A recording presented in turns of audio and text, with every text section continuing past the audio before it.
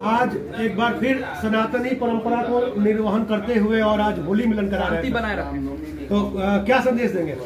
होली मिलन समारोह जो है बक्सर सनातन के लिए है कि बक्सर में जो है सनातन जो उत्थान यात्रा जो हम निकाले हैं, तो आप लोगों को खासकर बहुत बहुत बधाई होली का और शुभकामना, और हमारे विश्वामित्र नगरी बक्सर को भी बहुत बहुत होली की शुभकामना।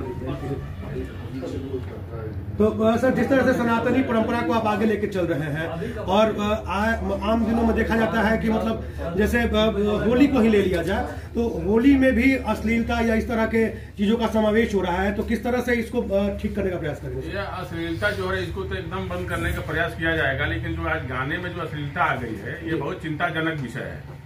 ये कोई किसी भी संगीत जो है सुनने लायक है नहीं। ये हमारे एक तरह से कहिए कि हमारे सनातन संस्कृति और हिंदी रीति रिवाज के खिलाफ है। जो आजकल के गाने आ रहे हैं हमारे परिवार में सुनने लायक है नहीं, और इस तरह के लोगों का जो है हमेशा बहिष्कार करना चाहिए। और आप लोगों के भी माध्यम से कहते हैं कि ऐसे गाने जो लोग गाते हैं इसका बहिष्कार करें। तो सर, जिस तरह से आप लगातार सनातन संस्कृति को उसके उत्थान के लिए प्रयासरत है, तो आगे क्या योजना है? आगे का योजना है जहाँ जहाँ हमारा सनातन जो है धर्म का जो है हमारा प्रमाण है, वहाँ के लिए हम लड़ाई लड़ रहे हैं। अभी हमारा 23 मार्च को जो है हमारा माता अहिल्या का जो हिरौली में हमारा वहाँ पे अपना सनातन उत्थान जो है हम सनातन समागम करा रहे हैं 23 मार्च को, और ये बक्सर का हर जगह कराएंगे। जहाँ जहाँ हमारा सनातन संस्कृति का बक्सर में इतिहास है उस धरोहर को फिर से उत्थान कराएंगे हम, उत्थान कराएंगे। और ये हमारा यात्रा जो है ये पूरा बक्सर में और शाहाबाद तक चलेगा। ये बक्सर एक ऐतिहासिक जगह है सर, जहाँ श्री रामचंद्र जी जग कहवाए थे, लेकिन यहाँ की स्थिति ज्यों की त्यों बनी हुई है। अरे भाई, हम तो ये बोलिए दिए है किस लिए बनी हुई है कि यहाँ जितने लोग आए यहाँ बक्सर को लूटे। बक्सर के सनातन संस्कृति का कोई बात ही नहीं किया। आपको बक्सर को बिहार में भी बहुत बढ़िया से लोग नहीं जानते हैं बक्सर किस लिए जाना जाता है। बक्सर तो इसीलिए जाना जाता है कि बक्सर की कहानी है केवल बक्सर युद्ध, चौसा का युद्ध मुगलों के बीच। बक्सर का इतना ऐतिहासिक धरती है, भारत का सबसे सनातन संस्कृति का सबसे पुराना शहर है। सदियों से भगवान राम का त्रेता युग से भी पहले का बक्सर का इतिहास है। एक तरह से काशी से भी पुराना बक्सर का इतिहास है। कोई यहाँ लंबा जो नेतृत्व करने वाले जो लोग हैं ये बक्सर के लिए कुछ नहीं किए। बक्सर को आए, यहाँ पे चरगाह बनाए, चरे और निकल गए। यानी सर ये कहें कि जब इलेक्शन आता है तो वोट केंद्र बन जाता है बक्सर। धार्मिक धार्मिक है, इसके लिए नहीं।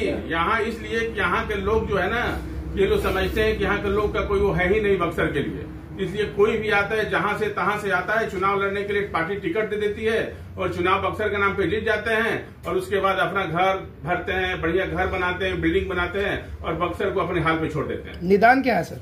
निदान क्या है? बक्सर की लड़ाई बक्सर की जनता लड़ेगी। अब निदान यही है। सनातन के मुद्दे को लेकर के कई सारे लोग जो है अब रैली निकाल रहे हैं। अच्छी बात है ना, सनातन के रैली निकाल रहे हैं तो सबसे अच्छी बात है। आज सनातन जगह ना, जैसे भी जगह, मानसिकता जो भी हो, जगह ना सनातन, अच्छी बात है।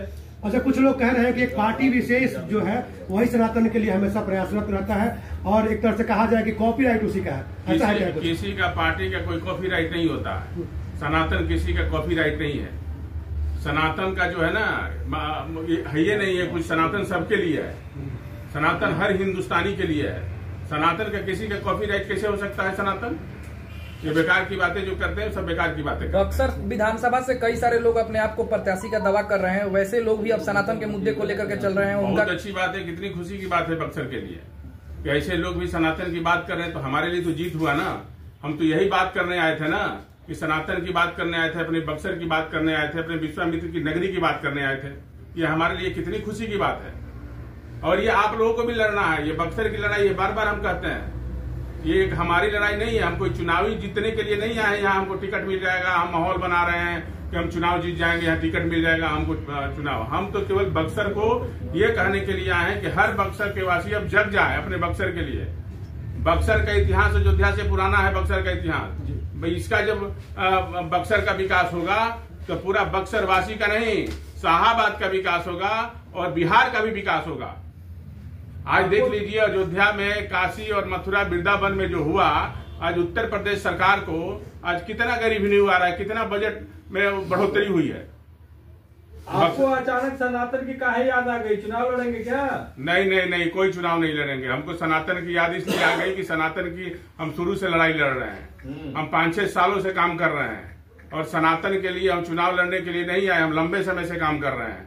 ये बात ही पूछना गलत है। नहीं, चुनाव के समय ही दिख रहे हैं ना। नहीं, हम बहुत पहले से सनातन की बात कर रहे हैं। पहले से कहाँ बात कर रहे हैं? आप देखिए, निःशुल्क शिक्षा केंद्र कई हमारा चल रहा है।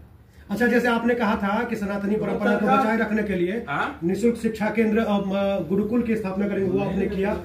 और उसके बाद आपने जैसे रामरेखा घाट के विकास के लिए आपने मंत्री से मुलाकात की, पैकेज भी मिला, आज इसका विकास भी हो रहा है। अब आगे क्या योजना है? आगे क्या हो जाएगी? जो हम कहें कि बक्सर के लिए अब गांव घर तक जाएंगे, लोगों को जगाएंगे अपने बक्सर के लिए। बक्सर के लिए लगी है तभी ना बक्सर का विकास होगा। आपने कहा था कि खुले में मांस नहीं बिकने देंगे, 1 महीना करेंगे। खुले की मांस नहीं बिक रही है, इसके लिए आंदोलन करेंगे। कभी भी आंदोलन हो सकता है। मांस बेचने वाले कहाँ जाएंगे?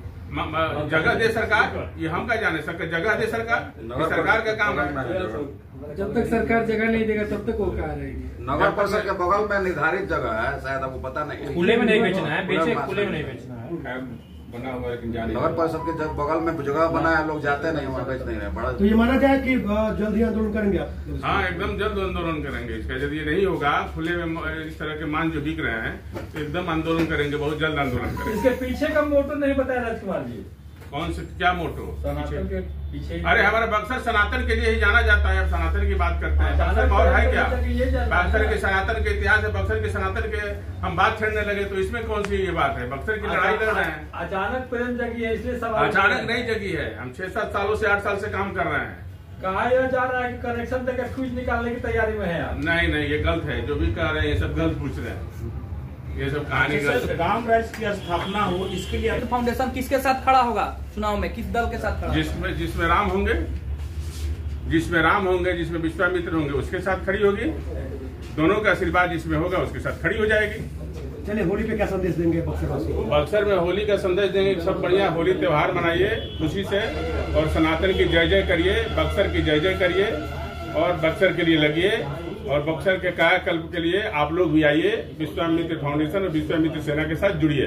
राम रूप नैया का सहारा है क्या आपका राजकुमार जी? हाँ, राम रूप नैया ही सहारा है आपका?